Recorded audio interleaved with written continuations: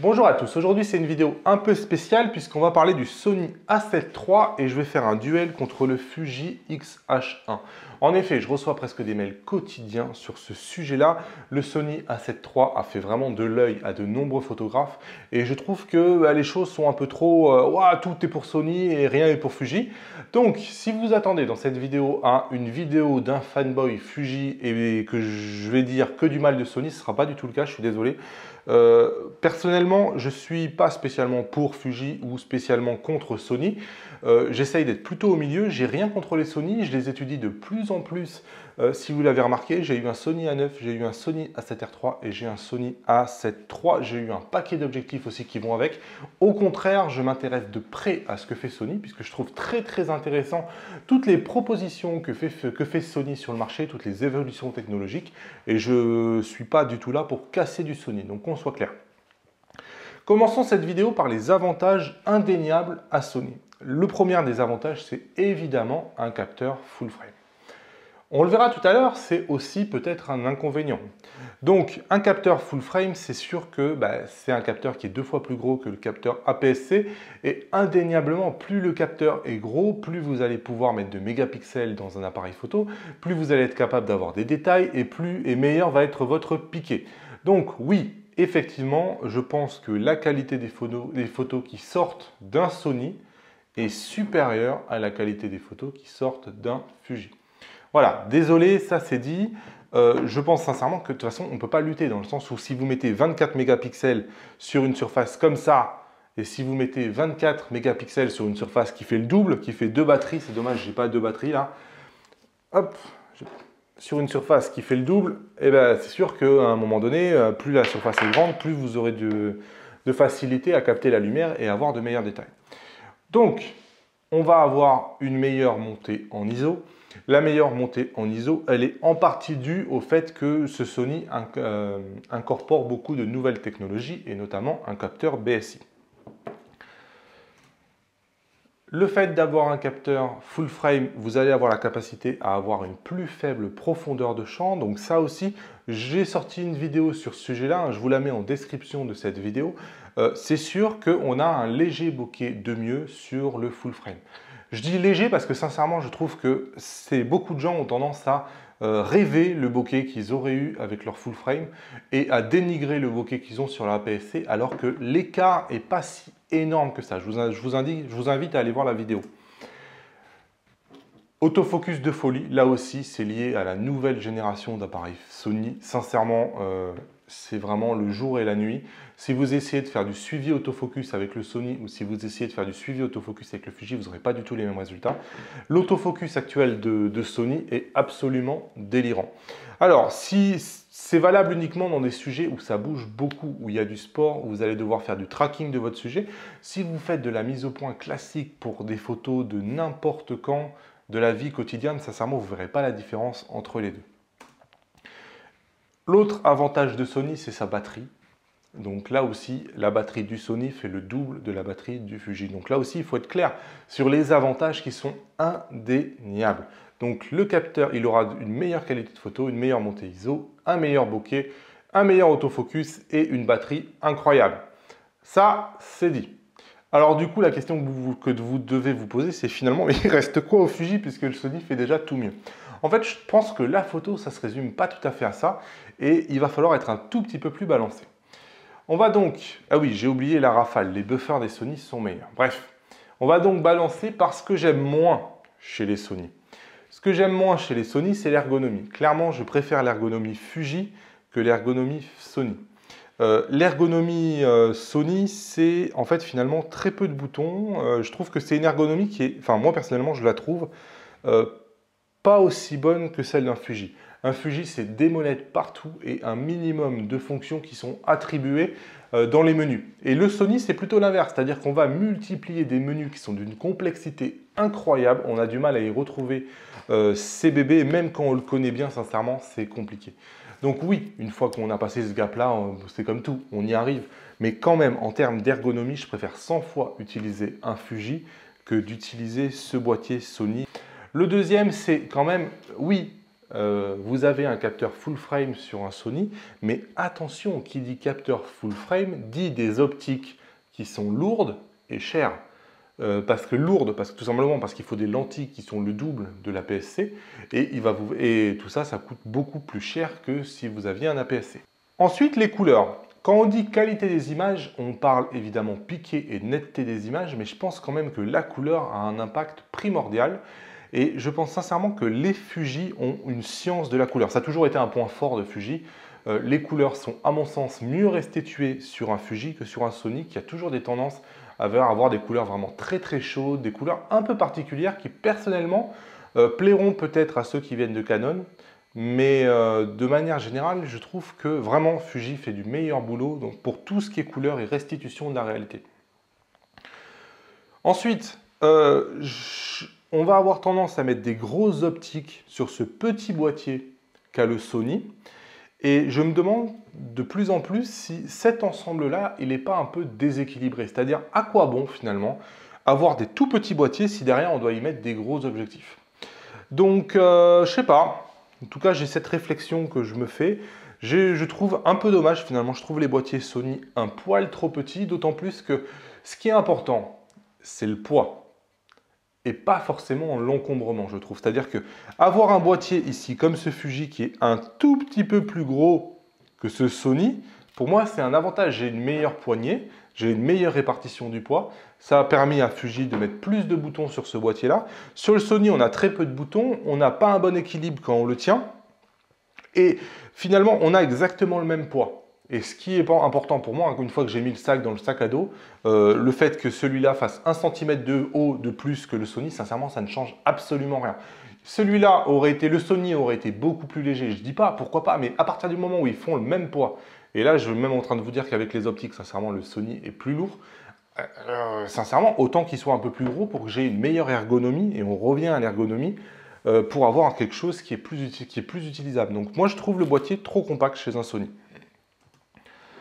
Ensuite, il faut quand même savoir aussi qu'en termes de SAV, c'est un monde à part. Aujourd'hui, c'est un gros point faible de Sony. Si vous avez la moindre panne, sachez que le SAV est quasiment inexistant chez Sony. Et notamment si vous êtes professionnel, c'est très très délicat. Donc c'est un point sur lequel Sony est en train de travailler. Ils ont commencé à travailler dessus quand ils ont sorti le A9, mais il reste vraiment énormément de choses à faire en termes de SAV. Un autre point faible de chez Sony, c'est que appareil photo après appareil photo, en fait, ils rendent très rapidement obsolète l'appareil photo d'avant. Et donc, c'est vrai qu'on a des prix qui vont s'écrouler très très rapidement et on a quand même une certaine frustration de voir ces boîtiers comme ça s'empiler et qui se rendent obsolètes 6 mois après. Chez Fuji, c'est quand même beaucoup moins le cas. Quand vous avez un boîtier, souvent, vous pouvez ne pas avoir de frustration et ne pas avoir de génération suivante avant 1 ou 2 ans. Chez Sony, c'est 8-9 mois. Et quand je dis ça, par exemple, je pense à tous les gens qui ont acheté un A7R3 avec un autofocus d'ancienne génération. Maintenant, ils voient l'A7 III avec un autofocus nouvelle génération. Alors oui, c'est pas la même chose. L'A7R III a beaucoup plus de pixels, etc. Mais quand même, il y a quand même une pointe d'amertume de voir que Sony n'avait pas mis le nouvel algorithme et les nouveaux processeurs sur l'A7R III. Bref. Bon, ensuite, il y a quelques petits trucs. Par exemple, quand on compare les deux boîtiers, ici, on a un obturateur électronique à 1,32 millième. Ici, il est limité à 1,8 millième chez Sony. Alors là, c'est que des petits trucs. On a, pour faire de la vidéo, par exemple, sur ce boîtier-là de chez Fuji, on a un bitrate qui va à 200 Mbps. Ici, on est à 100 Mbps. Donc, par exemple, pour faire de la vidéo, je pense sincèrement que ce n'est pas spécialement un avantage d'être chez Sony pour faire de la vidéo. Même, je pense que c'est Panasonic aujourd'hui qui sont les meilleurs sur la vidéo. Et Fuji est juste derrière, je pense. Sincèrement, en termes de stabilisation, c'est pareil. Je pense que la stabilisation du Fuji est bien meilleure que la stabilisation du Sony. Enfin, ça paraît rien, mais quand j'ai fait cette comparative, j'étais dehors. Et j'ai eu des lunettes de soleil et je ne vois absolument rien sur l'écran du Sony. Donc l'écran du Sony, il est entièrement noir. Il m'est arrivé à 2 reprises de penser qu'il était éteint en fait. Alors c'est juste que, comme j'avais mes lunettes de soleil, l'écran, on ne voit rien. Alors que sur mon Fuji, avec mes verres polarisants, je voyais comme si de rien n'était. Donc là aussi, la qualité de l'écran ne doit pas du tout être la même. Allez, pour en terminer avec la liste des reproches, donc on notera quand même que ce A7 III n'a pas de prise synchro flash. Donc si vous voulez faire du studio, c'est un peu dommage. Encore une fois, c'est vraiment du pur marketing Sony. qui décide de segmenter vraiment ces appareils photo, non pas par les boîtiers comme le ferait Fuji, mais par les fonctionnalités.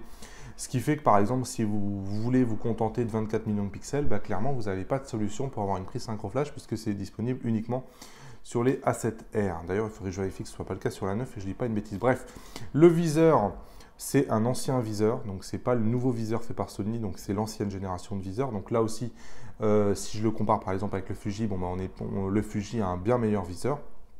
Et enfin, la dernière pingrerie possible et imaginable, c'est vraiment ignoble, c'est le fait de ne pas mettre le chargeur à l'intérieur de la boîte du A7 III. Ça veut dire que pour charger cet A7 III, cette grosse batterie là qui fait vraiment la spécificité, qui est géniale, hein, c'est pas du tout ce que je dis, mais vous êtes obligé de passer ici par la prise USB. Donc de la même manière que vous chargeriez les petits trucs ou un smartphone, bah, c'est ici que vous venez de venir charger votre batterie. Si vous voulez un vrai chargeur, c'est-à-dire que en fait, vous êtes obligé presque d'avoir un vrai chargeur à partir du moment où vous avez une deuxième batterie. Si vous voulez charger la batterie pendant que vous utilisez ça, vous êtes obligé.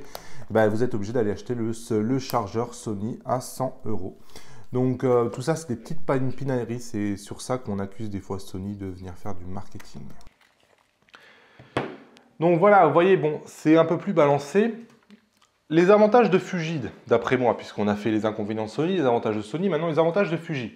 Pour moi, c'est le parc optique. C'est-à-dire que le parc optique de Fuji, aujourd'hui, il est vraiment conséquent et il couvre les besoins, je trouve, de part en part. Il n'y a quasiment pas de trous dans les optiques Fuji.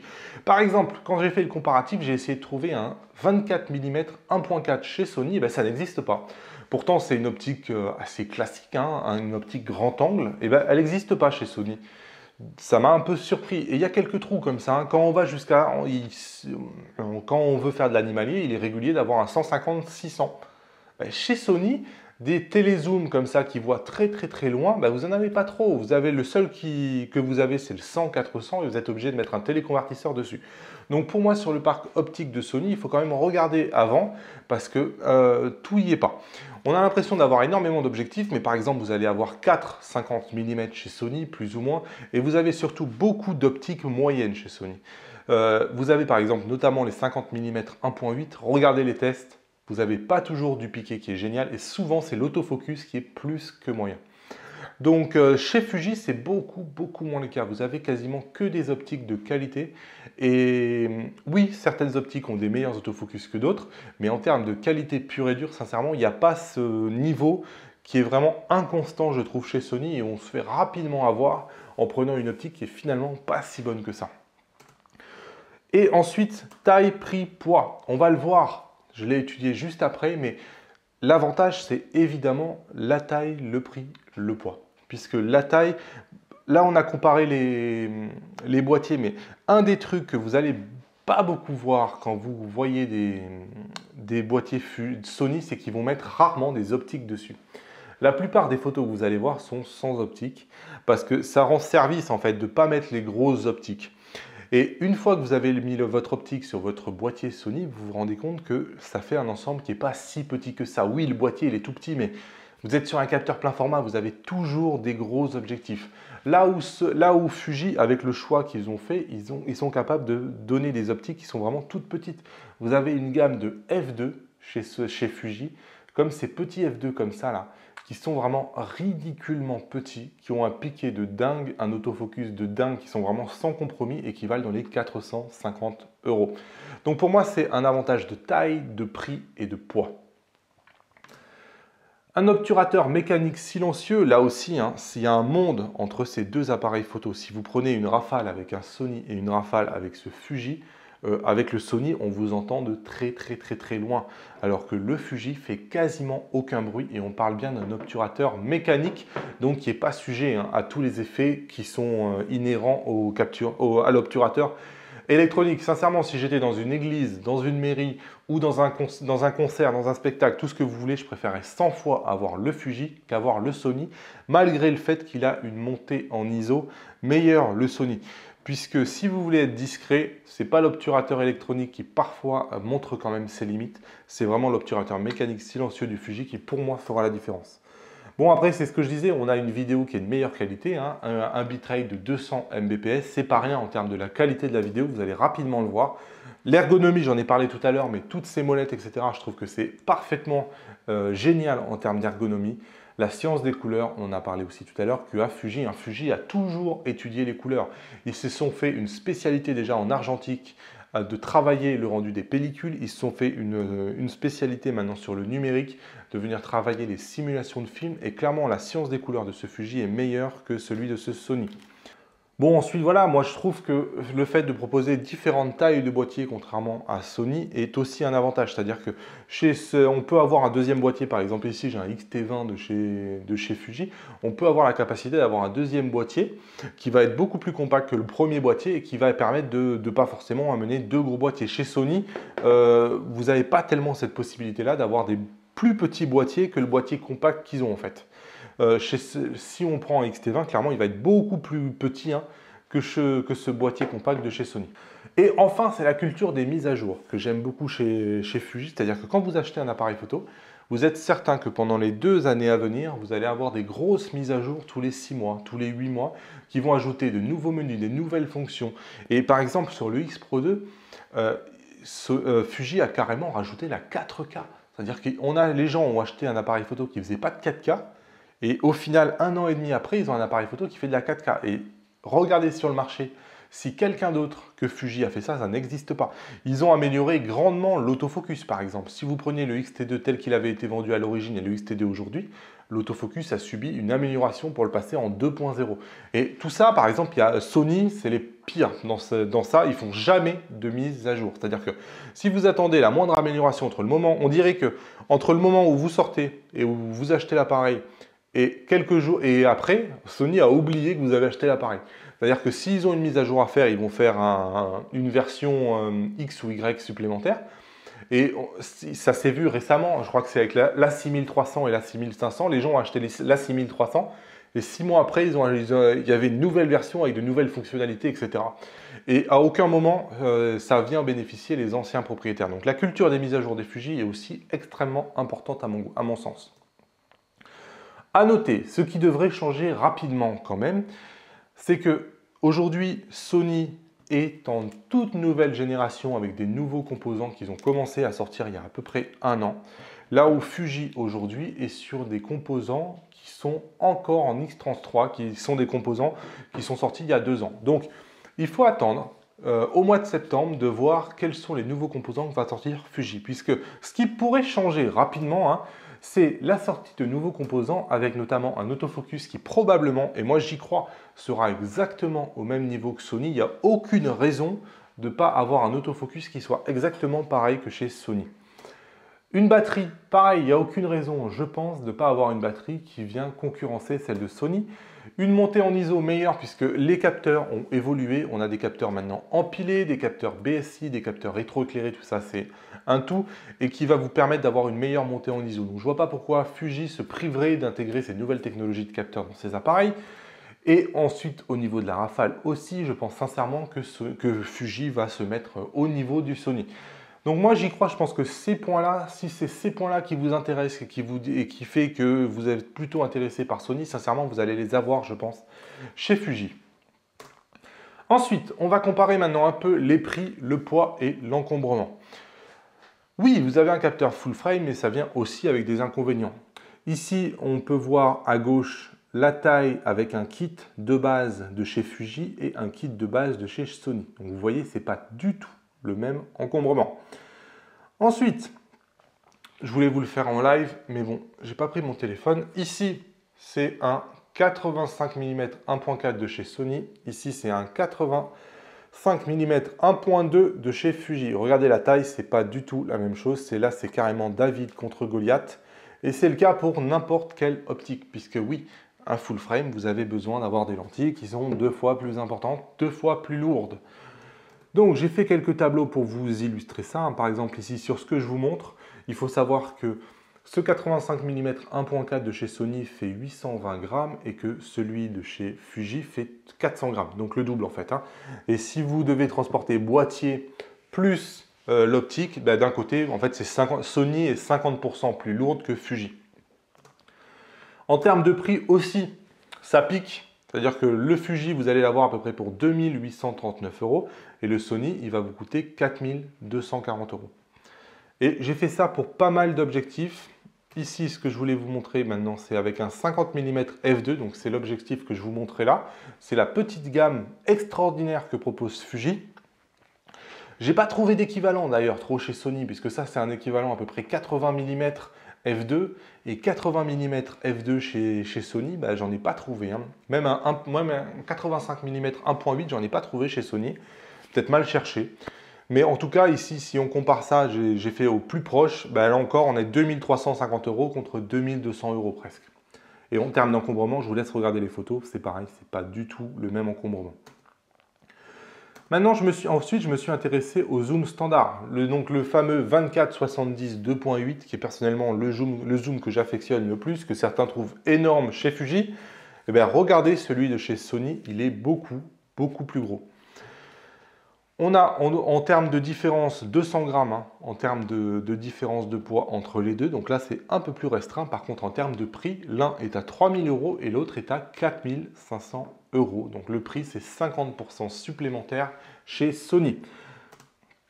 J'ai fait un récap de prix en prenant quelques optiques. Donc si vous prenez un 24-70 2.8 chez Fuji, bah, c'est 1000 €, 2200 € chez Sony. J'arrondis les prix. Hein. Sur un 70-200 2.8, on est à 1500 € chez Fuji et 2008 chez Sony. Sur un 85 mm 1.4, 9000 € en gros contre 2000 €. Sur un 24 1.4, j'ai trouvé qu'un 1.8 chez Sony, on est à peu près kiff-kiff. Là, on est dans les 1000 €. Sur un 50 mm 1.4, 550 € chez Fuji, 550 €, 1500 € chez Sony, soit à peu près 3 fois le prix du Fuji. Si vous regardez le 135 mm, c'est à peu près pareil, 900 € d'un côté, 1700 € de l'autre. Et un 35 mm 1.4, donc là c'est 800 € chez Fuji et 1490 € chez Sony. Bref, ce tableau il est simplement pour illustrer qu'il y a une vraie et grosse différence de prix sur les optiques. Oui, les boîtiers, quand vous les comparez sans prendre les optiques, ils sont à des prix qui sont parfois à 200-300 €, qui peuvent vous amener à penser que le gap entre les deux, il est 200-300 € et que pour 200-300 €, ça serait vraiment dommage de se priver d'un capteur full frame. Ce que j'ai voulu montrer avec ce tableau-là, c'est que oui, il y a le boîtier, mais n'oubliez pas toutes les optiques qui vont avec. Si vous prenez un Sony et que dessus, vous y mettez des optiques pas chères, eh ben, vous n'allez pas obtenir une qualité meilleure que sur un APS-C. C'est vraiment archi faux. Sony a une gamme d'objectifs pas chers, hein, avec des ouvertures glissantes, avec des ouvertures à f4. Mais si vous prenez un f4 et que vous le mettez sur Sony, il ne faut pas rêver. Avec un f4, jamais vous aurez un bokeh meilleur que sur un APS-C. Si vous voulez la meilleure qualité d'image, si vous voulez le bokeh qui fait la spécificité d'un full frame, vous avez intérêt à lui mettre une optique 1.4. Hein, puisque la différence d'ouverture, c'est à peu près 1 entre un full frame et un APS-C. Donc, par exemple, si vous avez un 1.4 sur un APS-C, c'est à peu près le bokeh que vous allez avoir à f2 ou à f2.2 sur un full frame. Donc, il va vous falloir des optiques qui vont être lourdes et chères. Et ça, il faut le comprendre parce qu'il y a beaucoup de gens qui achètent un full frame et qui viennent mettre une optique glissante à 3.5 ou un f4. Donc, ça ne sert à rien. Vous avez absolument rien gagné. En termes de qualité des photos, on va aller sur l'ordinateur pour comparer la qualité des photos. Vous allez voir, et je ne vais pas mentir, que la qualité des photos des Sony est bien meilleure à mon sens au niveau du piqué que sur l'APS-C. Par contre, je trouve les couleurs du Fuji bien meilleures que les couleurs de l'APS-C. Pour rappel, je vous mets à disposition un zip qui contient absolument toutes les photos que je vous présente ici. Donc vous pouvez les regarder vous-même, hein, vous n'avez pas besoin de passer par la compression YouTube. Donc ces photos-là, ce ne sont que des JPG, hein, donc il n'y a pas de RAW, format JPG, tout est en standard dans l'appareil photo, donc on est en balance des blancs automatique, pas de profil picture, enfin voilà, pas de simulation de film chez Fujifilm, pas en profil standard chez Sony, vraiment tout est standard. Donc c'est les photos telles qu'elles sortent en JPG. Donc, hop, alors c'est pas extrêmement scientifique, hein. J'ai un peu joué avec les objectifs, j'ai voulu voir. Mon but n'était pas de faire une confrontation 85 mm contre 85 mm. Voilà. Mon but c'était de jouer avec les objectifs, de voir les différences, etc. Donc voilà, ça vous intéresse pas, si vous trouvez pas ça assez scientifique, bah écoutez, c'est pas grave. Mais voilà, j'ai pas cherché non plus à être extrêmement scientifique. Donc ici par exemple, j'ai toujours le 85 mm 1.4 sur le Sony parce que c'est tout simplement l'optique la plus haut de gamme hein, que j'ai chez le Sony. Le reste, j'ai une optique de kit, donc je trouve pas normal de comparer le Sony avec une optique de kit, donc je le prends avec une optique qui est presque à 2000 € je crois. Hein, donc la gamme GM, vraiment ce qui se fait de mieux, la plus professionnelle chez Sony. Et chez Fuji, j'ai changé, j'ai mis du 56, j'ai mis du 50, j'ai mis du 90. Voilà, j'ai changé au fil de mes envies. Donc ici, c'est un 50 mm f2. Donc c'est une optique à 2000 € contre une optique à 450 €. Hein. Hop. Et donc si on compare les deux, bah écoutez, je trouve qu'il y a assez peu de différence finalement entre le Fuji et entre le Sony sur cette image. On est zoomé à 1,1, donc je suis zoomé à 100% hein, franchement, et il n'y a vraiment pas beaucoup de différence. Donc je ne dis pas qu'elle n'existe pas, mais sur cette image-là, en tout cas, la différence, elle est assez faible. Et si je dézoome complètement, je suis absolument incapable de dire laquelle est le Sony. Avec un œil un peu avisé, on se rend compte que ici le vert est avec une balance des blancs un peu plus chaude. Donc on sait que les Sony ont des images comme ça avec beaucoup plus de chaleur que ce que peuvent avoir les Fuji. Donc je saurais que le Sony est à droite, mais sinon en termes de piqué, sincèrement pas de différence. Par contre, ici je suis en situation d'intérieur. Je suis à ISO 4000 sur le Sony alors que je suis à ISO 5000 sur le Fuji. Donc j'ai un peu désavantagé le Fuji qui est à ISO 1000 de plus que le Sony. Pour les deux, je suis à 1 centième de seconde f4. Et je suis au 56 mm 1.2 cette fois-ci. Donc quand je compare les images, là par contre, il n'y a pas photo. Clairement, le Sony met la misère au Fuji sur cette image-là. Donc alors, même dézoomé, même sans zoomer, sincèrement, je vois qu'il y a plus de détails dans la peau. Je vois qu'il y a plus de détails ici dans les cheveux. Et même sur le pull, je m'aperçois que le pull est plus détaillé sur le Sony. J'ai même pas besoin de zoomer pour m'en rendre compte. Et une fois que j'ai zoomé, là, la différence, elle est assez nette. J'ai des cheveux qui sont un peu plus détaillés.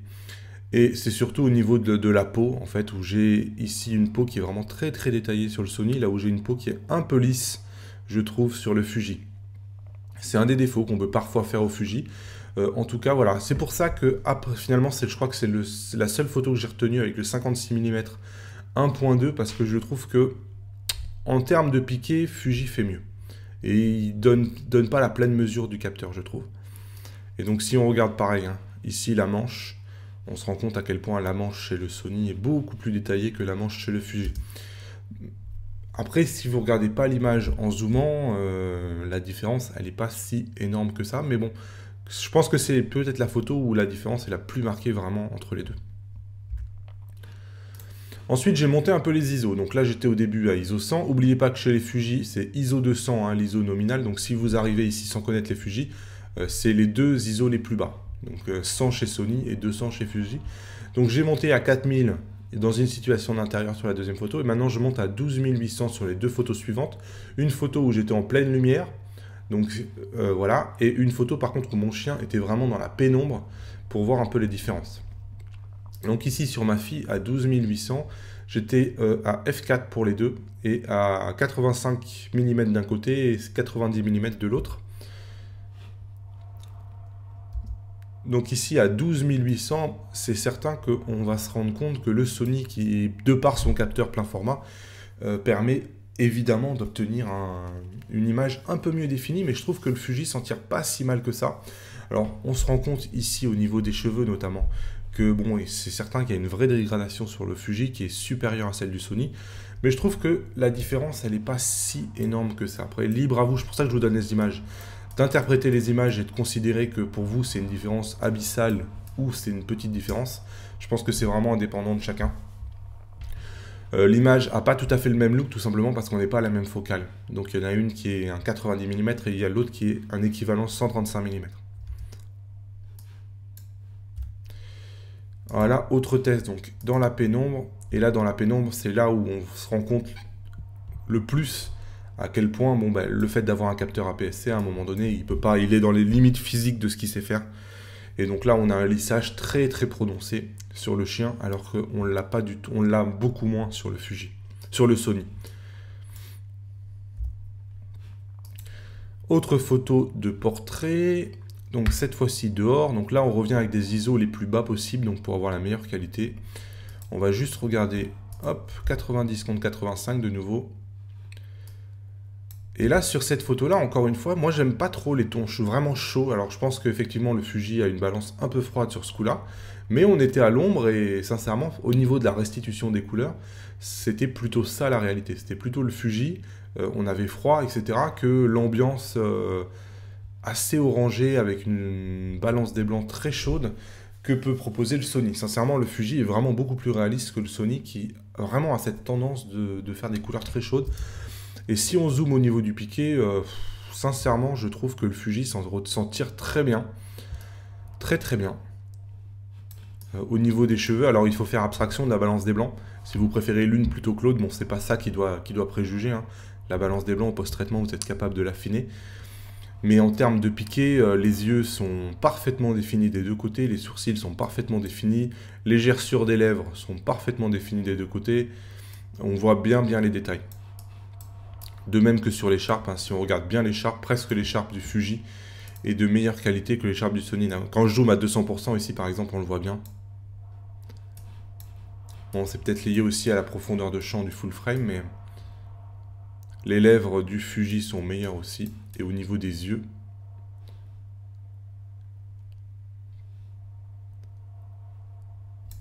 bref, je trouve que le Fuji n'a pas non plus à démériter sur cette image-là.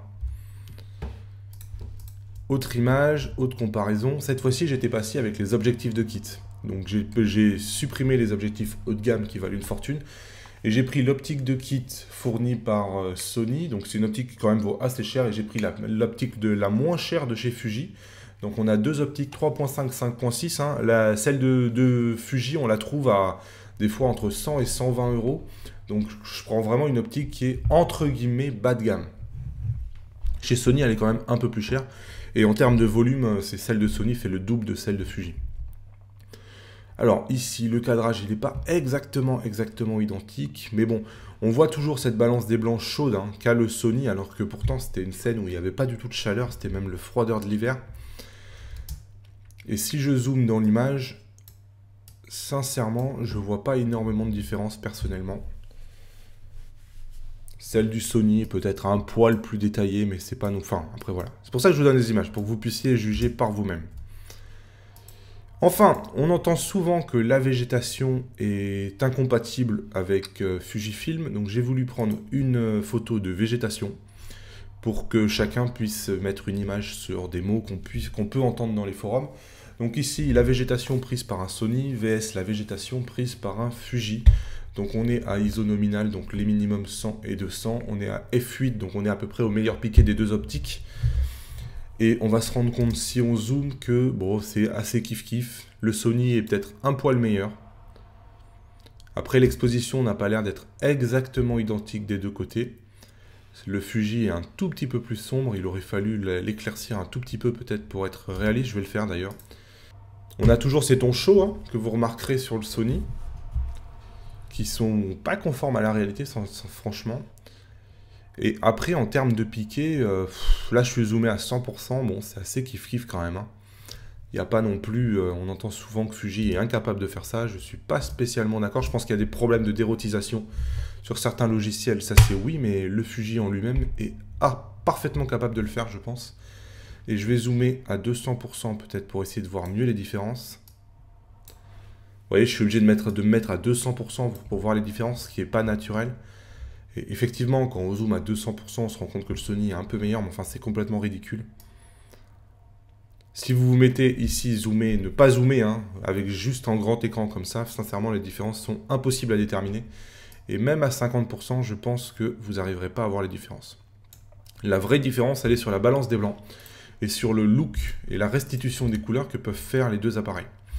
Voilà, j'espère en analysant un peu les photos comme ça va vous donner des arguments envers l'un ou envers l'autre. Hein. Si je devais faire une conclusion, je dirais que le Sony a une restitution des couleurs qui est bien moins bonne que celle de mon Fuji, sincèrement. Après, en post-traitement, on est capable de modifier la balance des blancs, hein. Je ne dis pas que c'est pas possible de rectifier, mais quand même de base, quand on regarde le JPG, je préfère ceux de mon Fuji. En termes de piqué, le piqué du Sony est meilleur. On voit notamment que la restitution de la peau est meilleure, hein. C'est très très visible sur cette image-là qui est vraiment parlante. Après, il faut quand même voir aussi si vraiment, lorsqu'on imprimerait ces images-là, est-ce que ça se verrait? Je pense que sur cette image-là, oui, ça se verrait. Sur cette image-là, ça se verrait déjà beaucoup moins, je pense. Et de manière générale, par exemple, sur la végétation, ici, on ne verrait pas de différence. Et de même que sur cette fleur-là, carrément, pour moi, le Sony n'est pas spécialement meilleur. Donc, on voit que, oui, il y a une différence. Après, c'est à vous de voir est-ce que cette différence-là, elle va valoir le prix, elle va valoir l'encombrement. Et elle va valoir le poids. Avant de conclure, je voulais vous les montrer physiquement. Donc, si vous les regardez physiquement et que vous les regardez comme ça, comme vous allez les voir partout, effectivement, le Sony est plus petit que le Fuji. Il n'y a vraiment pas de question à se poser. Pourtant, il a un capteur 2 fois plus grand. C'est vraiment une réalité, hein. Regardez comme ça, on le voit bien. Donc, le Fuji, par contre, dispose d'un meilleur grip. Et surtout, ce que je préfère, c'est ce que je vous disais tout à l'heure, c'est cette philosophie des molettes. Donc, je les trouve vraiment très, très pratiques et très ergonomiques. Pour moi, c'est important. Donc, on a une molette ici pour les vitesses, une molette ici pour les ISO.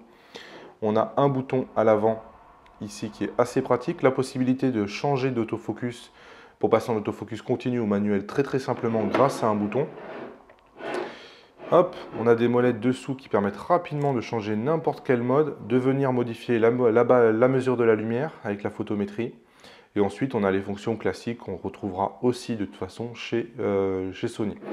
On a la molette ici à l'arrière qui est cliquable, hein, donc c'est aussi un bouton, et la molette à l'avant qui est cliquable aussi, donc là aussi c'est un bouton. C'est vraiment quelque chose qui, pour moi, c'est un ensemble, ça fait vraiment une grosse différence en termes d'ergonomie. Chez Sony, c'est très simple en fait finalement. Ici, on ne comprend pas pourquoi sur cet espace-là, il n'y a jamais rien, à part sur le A9. C'est vraiment, je trouve qu'il y a peu de place sur un appareil photo, il faut en profiter pour mettre des choses. Je pense qu'on est peut-être sur un boîtier qui est trop compact, je ne sais pas. On n'a pas de bouton donc à l'avant, les molettes ne sont pas du tout cliquables, ni à l'avant ni à l'arrière, donc ce n'est pas du tout des boutons. Donc au final, en termes de personnalisation, je pense qu'on a beaucoup plus de personnalisation possible et de fonctions attribuables à un bouton sur un Fuji que sur un Sony. On a cette vieille molette là que je ne comprends pas pourquoi elle est encore là, sincèrement. C'est les molettes qu'on trouve dans les trucs entrée de gamme. Je pense que maintenant on doit pouvoir commencer à s'en passer. Nikon a proposé un trèfle qui me semble bien meilleur, par exemple, qui permet avec des boutons de changer beaucoup de fonctions. Je pense que maintenant il faut que Sony évolue. Et ensuite, on va retrouver donc les fonctions classiques avec les boutons classiques. Par contre, j'ai du mal à comprendre pourquoi le bouton menu se retrouve là-bas. Moi, c'est quelque chose qui m'a un peu énervé, puisque quand je le tiens à une main, on est souvent quand même amené à aller dans les menus, et il me faut toujours être à deux mains pour aller dans les menus. Ça m'a un peu agacé par moment. Voilà, pour le reste, on a deux boîtiers qui sont parfaitement utilisables, hein, qui sont de qualité professionnelle. Ce que je souhaitais vous montrer, c'est que les choses se gâtent quand on commence à mettre des optiques. Si je mets l'optique 85 1.4 sur mon Sony, hop, et que je mets mon 56 mm 1.2 sur mon Fuji, on va se rendre compte que c'est vraiment au moment où on met les optiques que la différence vient vraiment se faire. C'est-à-dire que la plupart des images où on vous montre que les boîtiers donneraient peut-être une meilleure, donnent déjà l'impression qu'il y a une différence de poids, ce qui n'est pas le cas. Les deux boîtiers sont au même poids. Mais surtout, biaise un peu la comparaison, puisqu'il faut vraiment mettre les objectifs pour se rendre compte à quel point l'encombrement n'est pas le même des deux côtés. Ici, avec des optiques qui sont full frame, vous allez avoir un encombrement et un poids qui va être bien plus lourd, et ça, c'est indéniable. Par exemple, si je vous montre les optiques de kit que j'ai utilisées pour prendre les photos, vous voyez, on a clairement une optique de kit entre le Sony ici et le Fuji qui fait que le Sony, oui, est beaucoup plus gros que le Fuji. C'est clair. De toute façon, c'est impossible de faire autrement, hein. Ça correspond à la taille du capteur, hein, qui est ici et ici. Donc, quand vous faites le rond autour du capteur, vous avez forcément un cercle qui va être 2 fois plus gros ici que ici. C'est normal. Voilà ce que je voulais simplement vous rappeler et vous montrer physiquement. Pour autant, je pense sincèrement qu'aucun n'est meilleur que l'autre. Souvent, on me dit lequel est meilleur. Est-ce que tu ne crois pas que Sony écrase Fuji? Est-ce que tu ne crois pas que Fuji est quand même vraiment meilleur que Sony? Moi, je pense qu'il n'y en a pas un meilleur que l'autre et que c'est avant tout une affaire de compromis. Puisque quand vous prenez un Sony, vous faites le compromis de dire oui, je préfère transporter des optiques qui sont parfois lourdes, Je préfère aller sur des optiques qui sont en général beaucoup plus chères, mais je vais avoir une qualité qui est la meilleure qualité au monde. Donc aujourd'hui, il n'y a pas un appareil photo qui va vous faire des photos qui seront meilleures. Enfin, j'entends que si on reste sur du 24 millions de pixels, hein, si vous allez sur du 42, c'est autre chose. Mais pour du 24 millions de pixels, la meilleure qualité, la meilleure montée en ISO, etc., vous l'aurez avec ce Sony. Aujourd'hui, l'autofocus, vous l'aurez avec le Sony. Je pense qu'en attendant quelques mois, donc avec la nouvelle génération de Fuji, on aura aussi l'autofocus. Mais voilà, c'est un compromis à faire. D'un côté, vous axez le curseur sur la qualité à fond, à fond, à fond. Et de l'autre, vous axez sur un compromis entre le rapport entre le poids, le prix et la qualité des images. Donc voilà, c'est ce curseur-là qu'il faut pousser dans un sens ou dans l'autre. Mais il n'y a pas de « Ah ouais, c'est tout l'un ou c'est tout l'autre ». Ça, je l'entends beaucoup trop et c'est pour ça que j'ai fait cette vidéo. Je veux vraiment me battre contre ça. Je pense que les deux ont des avantages. Si on revient au domaine du PC que je connais très bien, on est un peu Apple contre les PC. C'est-à-dire que Fuji est un peu le Apple de la photo. Ils ont un capteur qui est vraiment différent des autres capteurs sur le marché. Donc ça fait sa spécificité. Ils ont des boîtiers qui sont vraiment différents avec une ergonomie différente de ce qui se fait sur le marché. Ils ont une communauté qui est un peu la communauté des Apple, qui est quand même assez soudée, qui changerait de marque pour rien au monde, qui suit Fuji depuis très très longtemps, qui en sont très contents. Ça reste quand même un petit milieu à part Fuji dans la photo. De l'autre côté, on a un peu ce que je comparais au PC. On a une industrie qui est souvent très compétitive, qui innove très très très vite et qui propose beaucoup plus de choses que va proposer Fuji et avec moins de compromis. Donc voilà, après on peut se placer dans l'un ou on peut se placer dans l'autre. Je pense que c'est une affaire de choix. On a vu, il y a une différence de bokeh, mais faites attention quand même à ne pas surimaginer le bokeh que vous auriez eu avec un plein format. On a toujours l'impression et tendance à croire que l'herbe est plus verte ailleurs et surtout qu'elle est beaucoup plus verte que ce qu'elle serait dans la réalité. Donc j'ai fait une vidéo sur la différence du bokeh, je vous invite à aller la regarder, je vous mets le lien dans la description. Enfin, vous pourriez penser que c'est une lubie de ma part, hein, par exemple, de dire que le bokeh APS-C et le bokeh full frame est vraiment très proche. Du coup, je vous mets aussi dans la description une vidéo qui est faite par Manny Ortiz, qui est un YouTuber américain que je suis pas mal. C'est un ambassadeur Sony. Enfin, je ne sais pas s'il est officiellement ambassadeur, en tout cas, il ne fait des shoots qu'avec des Sony. Il a tous les Sony, il a tous les objectifs, donc il connaît très très bien Sony. Et il a fait une vidéo comparative où il pose la question, si je prends un Sony APS-C et si je prends un Sony full frame, est-ce que j'arrive à peu près à faire les mêmes photos? Donc lui, c'est un portraitiste, il est sorti avec un modèle et il est allé faire vraiment un vrai comparatif entre les photos. Et sa conclusion, si vous ne parlez pas l'anglais, je vous la donne tout de suite, c'est que globalement, on fait exactement les mêmes photos avec un APS-C qu'avec un full frame et qu'il n'y a aucune différence en termes de photos et en termes de bokeh. Donc lui, il est encore moins timoré que moi. Et pourtant, on parle de quelqu'un qui est ambassadeur Sony. Donc c'est une vidéo qui, à mon sens, est intéressante à voir. Pour le reste, voilà, chacun fait comme il veut. Le principal, c'est qu'on puisse faire des belles photos, puisque ces appareils photos-là, je pense que l'objectif de faire ces appareils photos-là, c'est de faire des photos, d'être capable de les partager, d'être capable de les imprimer. Si vous pensez que vous ferez des meilleures photos avec l'un ou avec l'autre, bah écoutez, prenez l'un ou prenez l'autre. Mais je ne vois pas pourquoi on aurait besoin de venir dénigrer l'autre constructeur. Sincèrement, j'ai absolument rien contre Sony. Je ne sais pas comment mes propos seront perçus ici, mais j'ai vraiment absolument rien contre Sony. Donc c'est probable que je commence à m'équiper peu à peu avec du matériel Sony pour commencer à faire des vidéos qui probablement parleront de Sony. C'est vraiment pas impossible du tout. Et je pense sincèrement que c'est deux propositions qui probablement s'adressent à deux catégories de personnes. Je voudrais juste que chacun puisse faire le choix qui lui correspond à lui et j'espère que j'y aurai participé. Voilà, lâchez-moi un pouce levé vers le haut si cette vidéo vous a été utile. N'oubliez pas de vous abonner à la chaîne pour suivre les prochaines vidéos. N'oubliez pas non plus de me laisser en commentaire, vous, qu'est-ce que vous avez pensé de cette vidéo? Est-ce que ça vous a été utile? J'ai essayé d'être neutre au mieux que je peux faire. Sincèrement, j'essaie vraiment d'être balancé et d'être neutre, mais c'est vraiment pas un exercice qui est facile. N'oubliez pas, si vous êtes fugiste, de me laisser votre email et d'aller voir les 12 conseils hein, pour recevoir votre kit de démarrage du fugiste débutant. Je suis fatigué, ça a été une longue vidéo. Et moi, je vous retrouve bientôt dans une nouvelle vidéo. Salut!